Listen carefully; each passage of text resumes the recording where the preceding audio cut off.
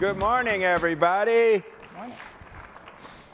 You know, when I was told by Emily or someone, oh, Brad, we want you to interview the Secretary of HUD, or the former Secretary of HUD, I go, really? And then I had this briefing call.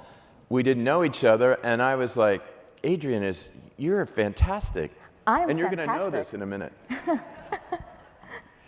So if you don't mind, you were on the inside. You were in the cabinet. Yes. And there's all these things we read, and we don't know what's true and what's not true. What was the last year like? Just give us a little color. Wow. So the West Wing physically is much smaller than you think it is. It's really small.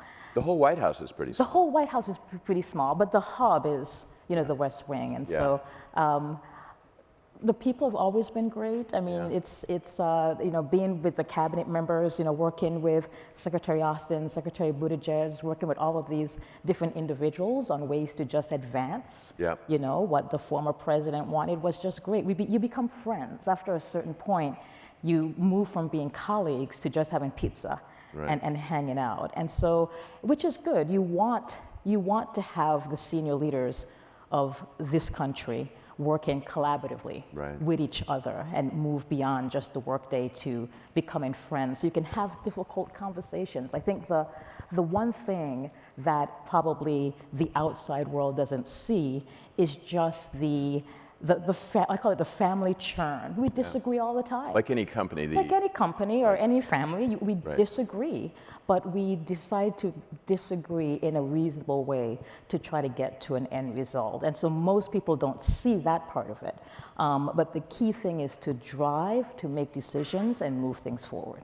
Tell me this, the transition, we always hear, again, these stories. Is that going well with the new Secretary of HUD? So I think he was just voted out of committee this week, yesterday. So he's going to be confirmed? I think he's going to be confirmed, yeah. Good guy? Should we? I've not met him before. Yeah. Everybody who knows him or of him says he's a nice fella, so I'm going to trust. But shouldn't he have a sit down and chat with you and get the lay of the land? Yeah, I think that will come. It will. I think confirmation. Yeah. Confirmation is difficult. If any of you have any interest in sort of leading a department, just look at what that looks. It's difficult, and you have to be very intentional about what you're doing and how you're talking and communicating, because everything is being scrutinized. So I'm sure that I feel confident that he will be confirmed, just given sort of the way things are headed, and we'll have an opportunity to sit down after that. Because you want to help him, of course. Absolutely. Were you all aware of, and how bad was it with President Biden? Were you worried about his capabilities? I was never worried. You weren't? I was not. So is that all bullshit that we read? I mean, can we curse? Are we allowed to curse? Yeah. Oh, I'm sorry. I really shouldn't. No, I'm just kidding, because I want to know. I mean, I think some of it was bullshit. If you want to. There we go. There bullshit. you go. Right. That's right. I'm still the honorable, but I think that's a fair enough word too for this moment. Look, I think that. But you didn't. In these roles, you didn't sign an NDA, so you can write a book and blab as much as you want. I know, but not your style. That's not my style. Yeah. That's never. I was voted. I was approved unanimously by the Senate. I'd like to keep that energy going. But if Random House came with a big contract, you might. Is Random House on the line? No, I don't know. Yeah. No. Get them on the line. Now tell me this: you are managing. I don't think people realize the scale of HUD. You're a mortgage lender. Yes. You are a huge mortgage lender. You own a ton of housing. You manage, I can't even imagine how many programs. And yet, we have this serious affordability problem. We do. And you and I talked about it a little bit. Historically, there were major initiatives, either locally or nationally, that really changed the game. And I feel like HUD was just scratching around the edges and could never really put a small dent into this massive affordability problem. Now, combined with interest rates, makes, you know the story. So look, here's my thoughts, right? So after 2008, housing creation, home ownership, rental just sort of plateaued. We were not building as much as we needed to build. And that the energy there was tied to what's happening at the federal level, certainly what happened with all the foreclosures. There was just a lot of supply and not a lot of interest in building, and quite frankly, not a lot of strong financing tools to build. Right. Today, one of the biggest deficits that we have is the creation of new starter homes. And I don't have to tell this audience that. You probably see that day to day. Just new starter homes. A family who just wants to buy their first home. There is no strong financing tools right now to incentivize builders to build that. They're building luxury because that's what pencils out. So HUD's role is critical in terms of making sure that we're driving home ownership for homeowners, for potential homeowners. I mean, that is something that we do. Is it fair, though, to say, I feel like, and I covered HUD. Sure. I used to write about affordable housing in the 1980s. In my last column for The 1980s. old newspapers, and my first to my last, I wrote the same thing. I wrote about NIMBYs and lack of affordable housing, It seems all the same. But it also seemed to me HUD gets steered really into only low-income housing, which I understand why, but this massive bureaucracy, it seems like a shift to production, entry-level housing. You know, that at times was the vision of HUD. So, you know, market is always going to do what market does. And every now and then, there does need to be government intervention when the market is not curing for something that needs to happen. And that's the point that we're in right now. There was a moment of time when no one talked about affordable housing. And when you did talk about affordable housing, it was public housing, right? It was housing for someone else. But over the past 15 years, we have seen the middle classes having affordability issues, you know, working class. Everybody. And it's happening not just in New York and LA and Miami. It's happening in Boise. It's happening in Salina, Kansas. It's happening in places where it never did. I was with my wife in Europe, and we met this young couple from Germany. And I read a lot about the economies over there, and the German economy is struggling, and there's a real youthful kind of reaction. And I met a couple kids from Germany. They're in their 30s. And I said, what's the issue? Affordable housing. And you hear it all over the world now. It's a problem everywhere. It is a problem everywhere. I don't want to get back to your last question, but just to pick up on what you said, I was in Rome. The G7 housing ministers gathered to talk about just this issue. And so it was Japan, it was Germany, clearly Italy. I mean, it was, and we all sat down as the leaders in our countries on this issue, and we were all having the same problems. We're going about our solutions differently. I think in England, they are being very intentional about how to repurpose and use land in a very aggressive way. The housing minister in Germany was talking about all of the work that they're trying to do to make sure that they're boosting their rental supply. Italy is trying to figure out how to repurpose some of their beautiful, grand structures into housing units. So everybody's struggling. But here's the thing: like it or leave it, we have a strong economy. So we are able to be intentional and smart about what we do next. And I will say this: back in you asked the question, you know, why is HUD not sort of moving forward? Back in 2022, there was an opportunity during the housing crisis to place $150 billion to build new starter homes for homeownership to help with the homelessness crisis. Not the government building and owning them, giving incentives to developers. This is incentives, tax credits, you know. So get leverage from that federal money. And what happened to that? It didn't make it across the line. Was that Bill Clinton's fault in 1990? No. We're talking about 2022. Oh, 22. Like 2 years ago. Gotcha. Yeah, it didn't make it across the line. And who were the political? I'm sure there were.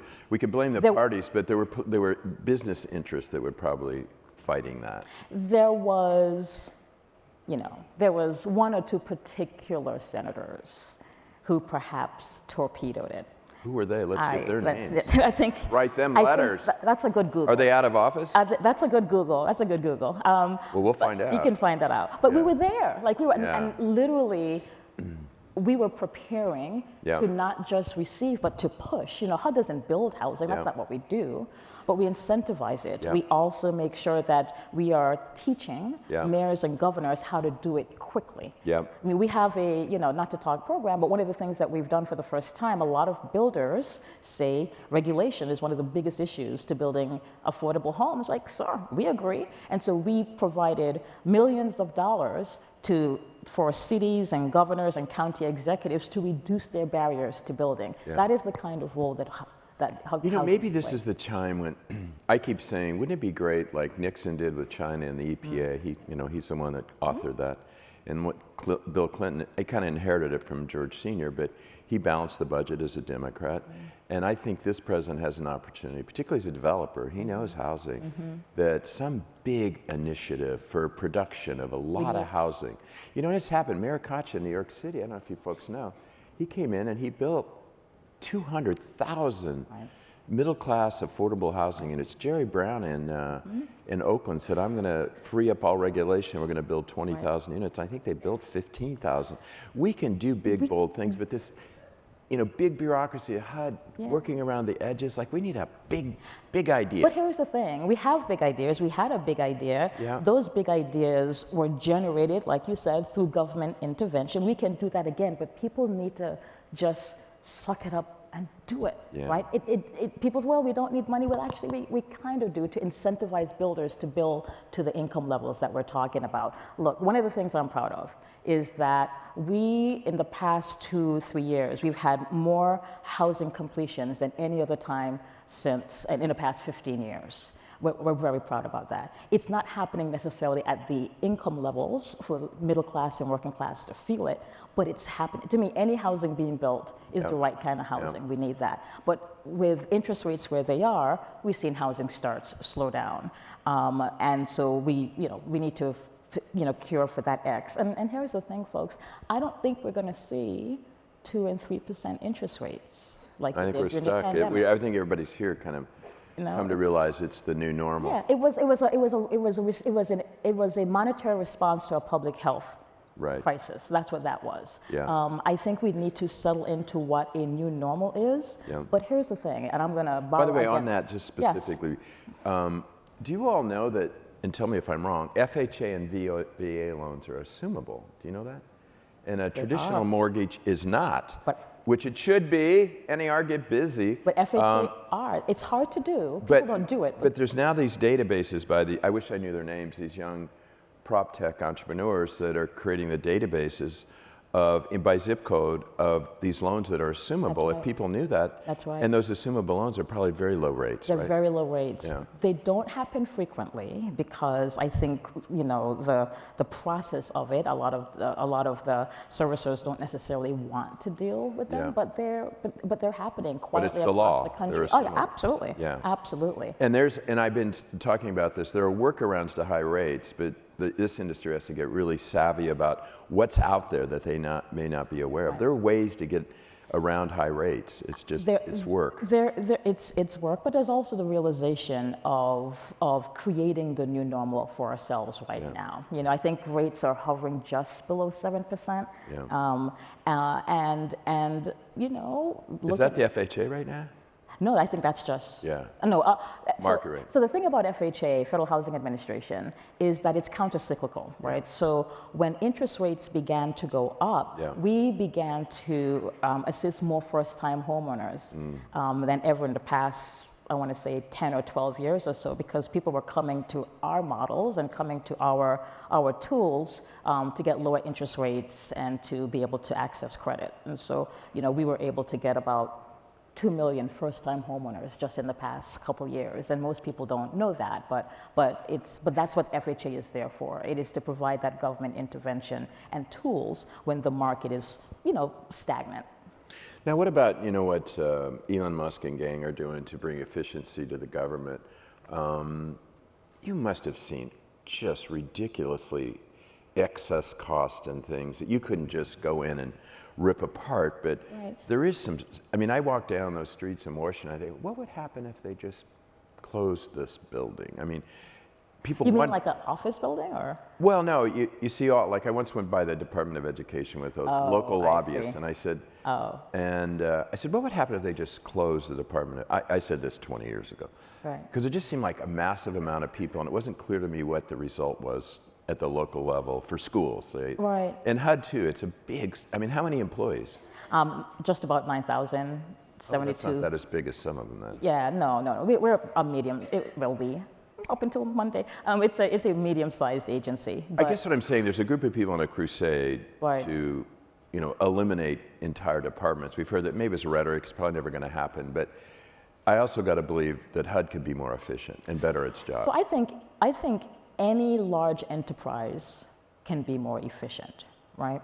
True. And keep in mind that any federal department is carrying out the laws of a Congress. Yeah. So and sometimes that becomes complicated Yeah. in terms of what intent is versus what's happening Because on a day-to-day. there's some pork in there that congressional people have put in. I will say that over the past 3 years, earmarks are back. Yeah. They were gone in the 90s, and at HUD, there's Explain about, what an earmark is. A lot of people may not. Yeah, so an earmark is when a particular congressperson or senator puts into an appropriations bill a specific amount of funding for a specific activity. Or it like could a be HUD development and like a library or a park. And you say that went away and now it's back? They're back. Yeah, we probably, the department began to administer upwards of about $5 billion in community project initiatives over the past 3 years. Yeah, maybe they ought to, instead of getting rid of departments, they ought to get rid of Congress. Sometimes I just think, that outfit, it's kind of like the sprawling NAR board of directors. It's like, Jesus, go there and reform this puppy. Like I said, every institution can use a little bit of reform. But look, at the end of the day, what I am proud of is that we do live in the best country in the world. I couldn't agree more. We do. Cheers to that. And we. And we have these systems that have been built to sustain the whims of any generation. Yeah. And what we have to hope for is that leaders are always focused on what's right for the future. Yeah, I like that. That's not necessarily what's right for them. And I think if we have more leaders like that, I think that this great country of ours will be better for it. So speaking of that, we would love to get you more involved in what we're doing here. And particularly, I think we've always written about affordable housing and housing affordability constantly, but it feels like right now there's a huge opportunity to get the right people together to put forth some ideas that are big. I would like to see big ideas. But what is in your future? I am resting. Yeah? I bet. You deserve literally, it. I did laundry Tuesday. It was really exciting. I separated my whites. It was Love it. awesome. It was great. But you know what? These jobs, I loved being the acting secretary of this department. I think it's one of the most consequential departments this country has, with big ideas. Yeah. But I didn't realize how tired one can be. So I'm resting, and I'm gonna take a break. I'm gonna take a little bit of a break. Not But a you long look like the break. type of person that says that, and after about 3 weeks I you know. go, I'm back in the game. Like I'm here. Like Yeah, what am I doing exactly. here? Like Why I are you should here? Be, You should be doing- I should be doing. Finishing your laundry. I should be in Paris. You were in Paris recently, weren't you? Yeah, I'm there. see? Fairmount. Yeah. Okay. Here's the one thing I will say is that, and I'm bar against one of my favorite quotes. Like, the only thing we have to fear is inaction. I couldn't agree more. And so we have to have leaders out there pushing. We have to make sure we're helping new homeowners. We have to help people sort of balance in this new normal. Couldn't agree and then more. we need some big ideas. I say no silence anymore and no inaction. I love that. I'm going to add inaction to that. Okay, very You're good. fantastic, and I hope. Now, you were at the university before, were you at one time? No. When You haven't taught at a university. I have not. Are you going to go back and do that? You're not going to well, do it. I was my alma mater is I went to Smith College, so any Smithies out here. That's what it I was. love You in had my your heart. Smith Yeah, sweater on. and so I was proudly serving on the board of trustees there, and then I had to give that up. But Great no, university. It's a great school. It's a great school. Well, listen, thank you so much for being here. My pleasure. And, Thank you for having me. You're in red, which is an action color, so Accent that's great. color. That's right. Thank you. Okay. Take care, buddy.